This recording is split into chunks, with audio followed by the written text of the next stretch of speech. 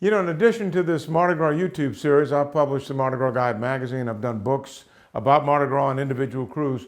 But for the past several years, I've had the pleasure of working with the Fox 8 local First News team. And we've done quite a few features on Mardi Gras. And here's one of them I hope you might like. No floats or marching bands make their way down this quiet tree-lined avenue in Metairie Cemetery. But a parade here would hail a century and a half of carnival royalty and Rex history.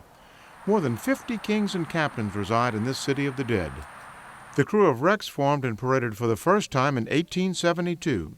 Francis Baker was the very first captain of the crew of Rex. A year after he died, a monument was erected. Notice the carnival crown in the middle. 5 other Rex captains are also buried here. Before it was a cemetery, this was the lively and prominent Metairie race course. Even now, the layout follows the mile-long oval track.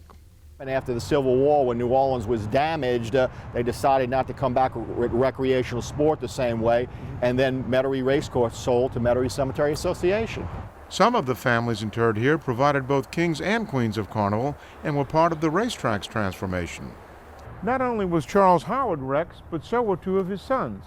He was a very prominent New Orleanian who had a street, a library, and a school named after him. He also owned this place. Legend has it when he was denied admittance to the Metairie Jockey Club, he decided to buy the place and turn it into a cemetery, and he's still here today. Howard's daughter Annie was Queen of Carnival in 1884. Her family tomb is just down the road from her king, John Chaff. William S. Pike, the 3rd King of Carnival, died at age 54, just 1 year after his reign as Rex on Fat Tuesday in 1874. Pike's final resting place reflects his life. As a member of the Metairie Jockey Club's board, he signed the manifesto to sell the racetrack in 1872 and became president of the board of the new Metairie Cemetery Association. They wanted to offer a different alternative. People then took to the idea of coming out to this beautiful park-like type of cemetery. Also here, Joseph Shakespeare, the only New Orleans mayor to reign as Rex. A reformer, he served 2 terms, first in 1880 and then in 1888.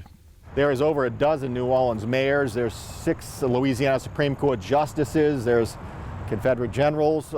There's all kind of in and outlaw so far as New Orleans families are concerned on there. So we do have a lot of history. A place where a parade of just one can soak in the history of the city and carnival. At rest, but not forgotten, in the quiet tombs. Arthur Hardy for Fox 8 News.